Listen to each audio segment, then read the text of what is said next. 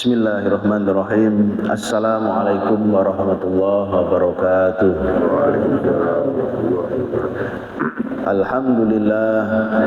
Alhamdulillahilladzi an'amana bi ni'matil iman wa ni'matil islam. Asyhadu an la ilaha illallah wahdahu la syarikalah. Wa asyhadu anna Muhammadan abduhu wa rasuluh. Allahumma salli wa sallim ala Muhammadin wa ala alihi wa ashabihi ajma'in. Amma ba'du. Alhamdulillah, kita hadir kembali di majlis ini dalam keadaan sehat walafiat. Kita lanjutkan kajian sirah nabawi kita, di mana pada pertemuan sebelumnya kita membahas tentang perang Dzul Muraisi' atau perang yang ada di daerah Muraisi'. Yang berikutnya yaitu perjanjian Hudaybiyah atau Sulhul Hudaybiyah yang terjadi pada tahun 6 Hijrah, 6 Hijriyah. Jadi 6 tahun setelah Rasulullah meninggalkan Makkah, beliau dan kaum muslimin yang ada di Madinah, terutama kaum muhajirin yang sebelumnya tinggalnya di Makkah, merasa sangat rindu, merasa sangat kangen dengan Mekah. Yang dirindukan adalah umroh atau tawaf di Ka'bah, sa'i suasana Ka'bah. Yang dirindukan oleh Rasulullah dan kaum muslimin, terutama muhajirin, bukan yang rumah-rumah yang ditinggalkan atau keluarganya, tidak, tapi yang paling dirindukan adalah tawaf di Ka'bah. Dan hal itu juga diisyaratkan oleh Allah Subhanahu wa taala melalui sebuah wahyu di dalam surat Al-Fatih ayat 27. Allah berfirman, laqad sadaqallahu rasulahu ar-ru'ya bil haqq la tadkhulunnal masjidal haram insyaallah aminin. Betul-betul Allah telah membenarkan mimpi Rasulnya, yaitu engkau atau kalian kaum muslimin betul-betul akan memasuki Masjidil Haram insyaallah atas kehendak Allah, aminin, aman, muhallikin ru'usakum wa muqassirin, sambil ada yang memotong rambutnya atau menggundul rambutnya, artinya selesai dari sa'i, tawaf, sa'i, selesai cukur rambut atau menggundul rambutnya. La takhafun, dan kalian tidak ada rasa takut sama sekali. Namun ada sesuatu yang akan terjadi pada saat itu yang diisyaratkan dengan kalimat yang berikutnya dalam ayat ini, fa'alima ma lam ta'lamu, maka Allah mengetahui apa yang kalian tidak ketahui. Ini sepertinya akan ada sesuatu yang terjadi yang tidak diketahui oleh kaum muslimin, hanya diketahui oleh Allah, dan kaum muslimin tidak tahu apa yang akan terjadi. Mereka tahunya atau sadarnya bahwa mereka akan masuk Masjidil Haram, tawaf. cukur rambut, mereka sudah senang semuanya. Faja'ala min duni dzalika fathan qariba, dan sebelum itu Allah telah menjadikan kemenangan yang dekat. Jadi beliau bermimpi, Rasulullah itu. Dalam mimpinya Rasul itu melihat kaum muslimin itu berihram. Ada yang mencukur rambut, ada yang memendekkan rambutnya, sama-sama bolehnya. Yang utama adalah mencukur atau menggundul rambutnya itu. Kemudian semua itu dilakukan dengan penuh keamanan, penuh kedamaian. Itu mimpinya Rasulullah, dan Allah membenarkan mimpi itu, dan Rasul mimpinya selalu benar.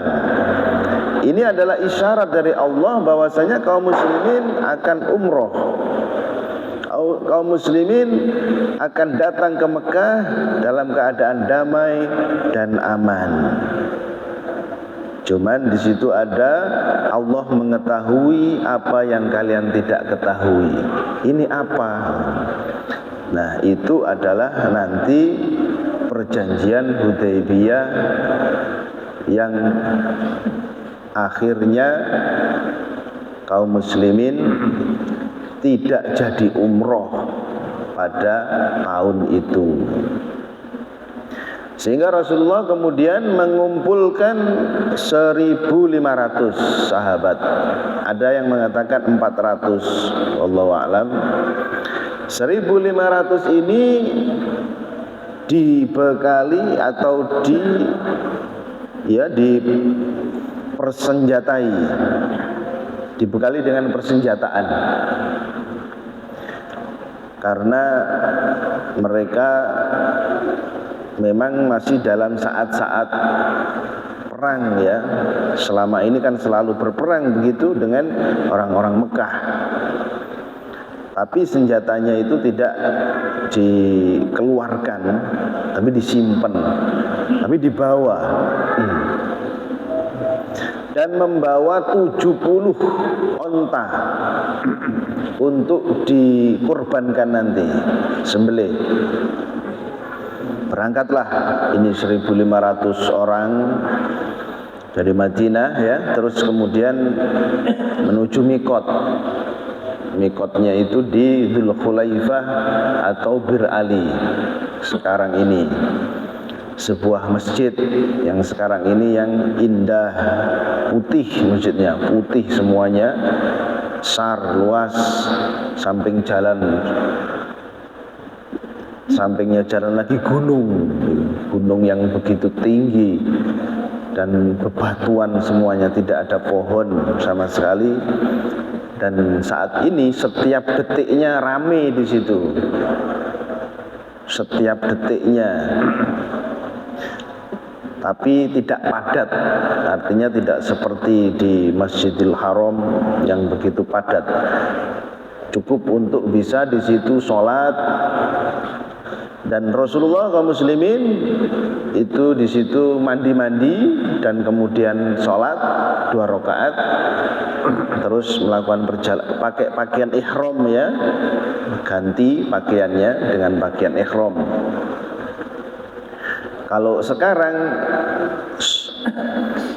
mandi-mandinya di hotel gitu. Kalau di situ terlalu lama nanti karena banyak orangnya, dan kamar mandinya ya meskipun banyak juga tapi ya sangat terbatas, akan lama.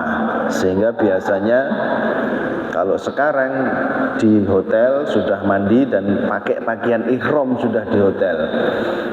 Lah kalau zaman Rasulullah karena masih sedikit, ya mandinya di situ, di Dzulhulaifah, di masjid itu, dan gantinya juga di situ. Nah, ketika sudah di Dzulhulaifah ini ya, masjid ya ini, kalau sekarang ini masjid ya, Dzulhulaifah itu pakai pakaian ihram dan melakukan perjalanan.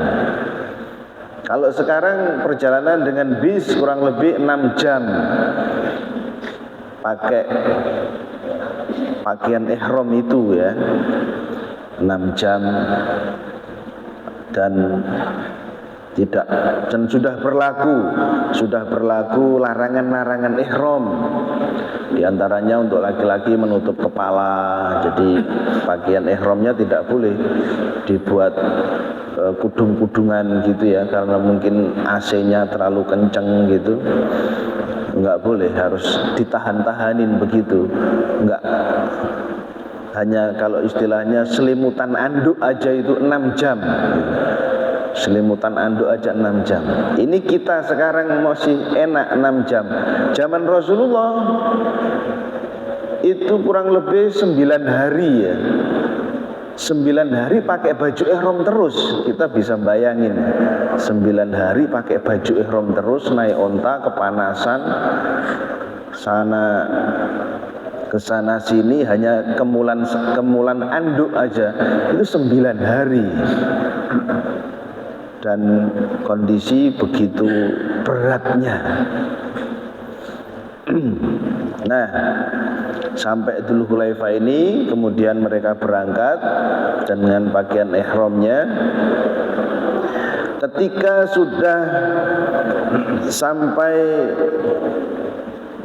daerah yang sudah dekat dengan Mekah, orang-orang Quraisy ini mengirimkan pasukan, orang Quraisy ya, orang Mekah, karena kabarnya itu sudah nyampe di Mekah bahwa Muhammad ini mau menyerang. Kabarnya begitu, Muhammad mau menyerang Mekah.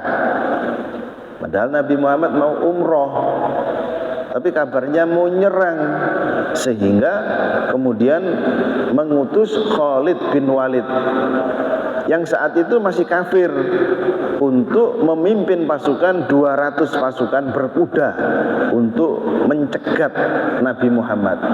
Ini Khalid yang mengalahkan kaum muslimin di dalam perang Uhud, Khalid bin Walid.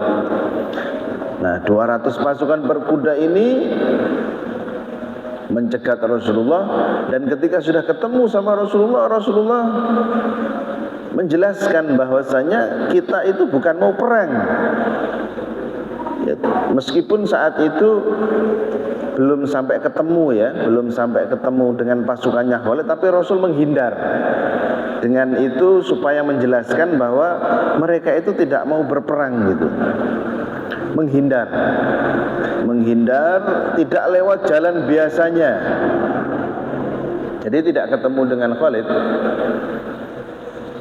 menghindar.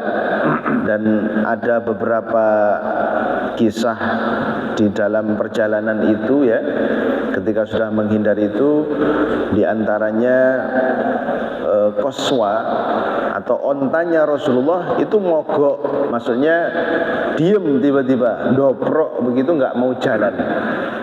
Katanya orang-orang, oh Qaswa mogok gitu. Lalu katanya Rasulullah, ini ditahan, Qaswa ini ditahan oleh Allah yang maha menahan, katanya gitu. Lalu katanya Rasulullah, digertak Qaswa jalan, akhirnya jalan lagi. Kemudian juga ada kejadian ketika istirahat dan hendak sholat, hendak wudhu, tidak ada air. Lalu para sahabat ini menemukan ada sumur, tapi udah mati. Sumurnya ini mati, ada airnya tapi sedikit gitu, sedikit sekali. Kemudian Rasulullah meminta anak panah. Lalu anak panah ini dijatuhkan ke dalam sumur itu. Kemudian dengan kehendak Allah, airnya itu melimpah. Ini mukjizat Rasulullah. Sumurnya jadi penuh dengan air, sehingga para sahabat-sahabat mengambil air itu, berwudu dan menggunakan air itu untuk minum dan sebagainya. Kemudian ini Orang-orang Quraisy ini masih aja nggak percaya.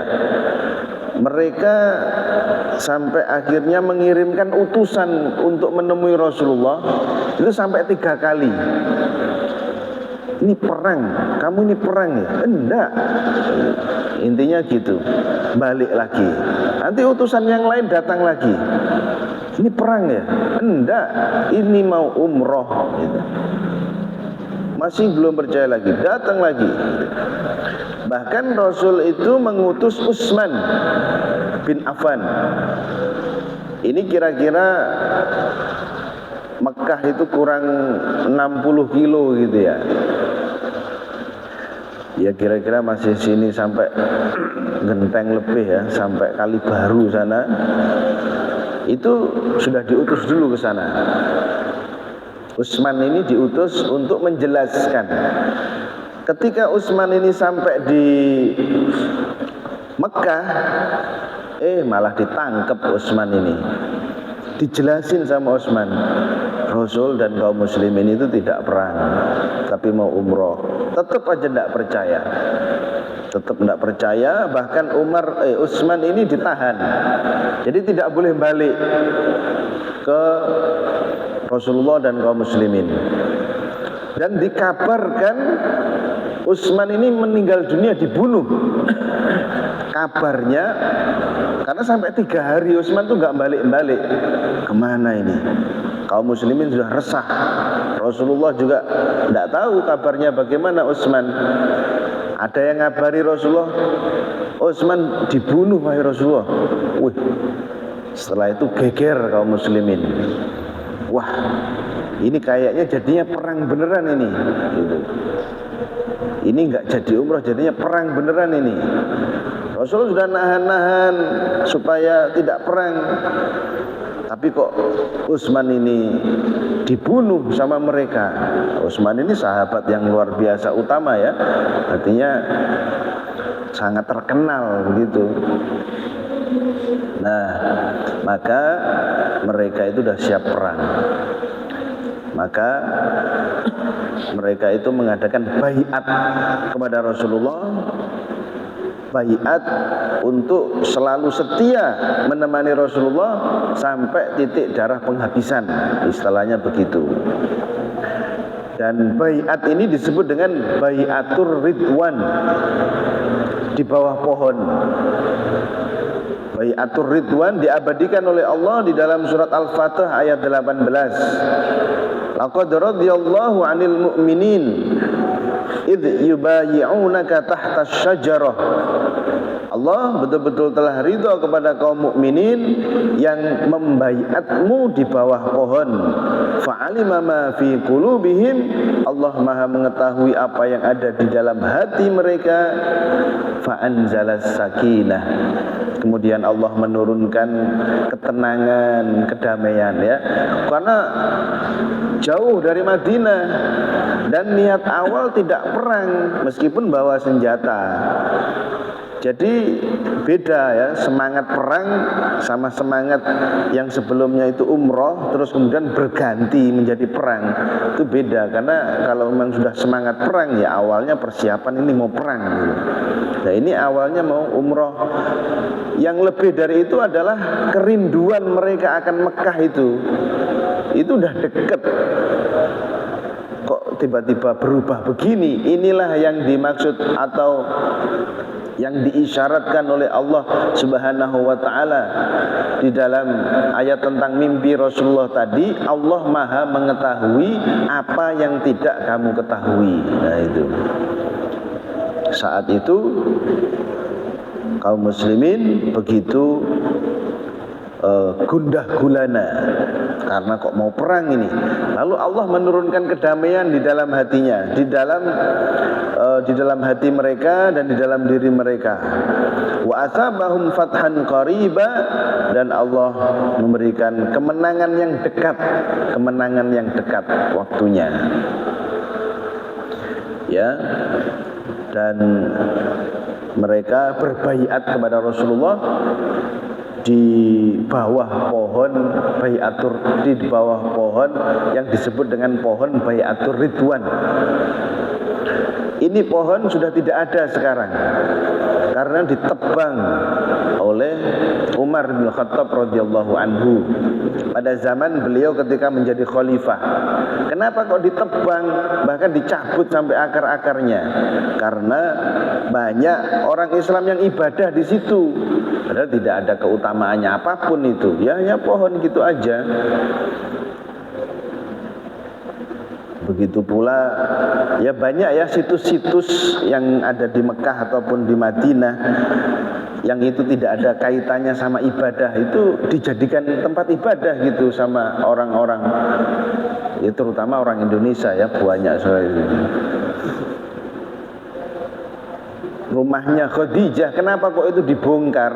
Sekarang kan nggak ada rumahnya Khadijah radhiyallahu anha. Ya karena dibuat itu, dibuat ritual-ritual begitu, kan nggak ada ibadah di situ.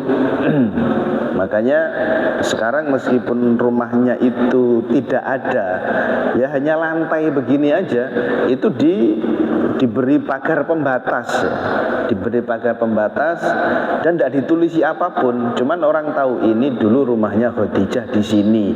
Ini diberi pembatas kira-kira sebesar setinggi perut gitu ya, setinggi perut. Nah, jadi ini pohonnya oleh Umar ditebang sampai dicabut akar-akarnya. Kenapa kalau akarnya nggak dicabut? Ya akarnya dibawa pulang juga itu, dibuat jimat itu bisa jadi. Nah ini sehingga kita itu harus melestarikan tauhid. Ada pelestarian tauhid, ada pelestarian budaya. Pelestarian budaya baik saja, tapi ketika itu berbenturan dengan pelestarian tauhid, ya yang harus didahulukan pelestarian tauhid. Ketika itu menjadi perusak pelestarian tauhid, ya pelestarian budayanya harus mengalah. Pelestarian budayanya harus disingkirkan, diutamakan tauhidnya. Begitulah kaum muslimin sudah siap-siap perang. Mereka sudah berbaiat kepada Rasulullah.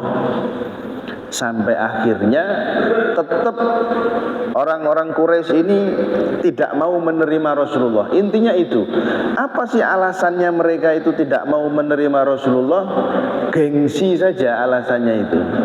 Padahal kalau perang beneran mereka kalah juga, takut juga, karena sudah lemah mereka.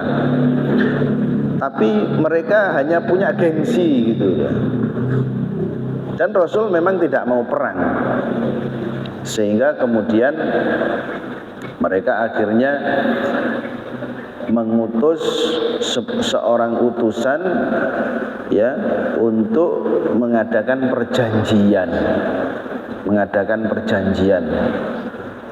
Intinya Rasul kaum muslimin tetap tidak bisa masuk Mekah saat itu.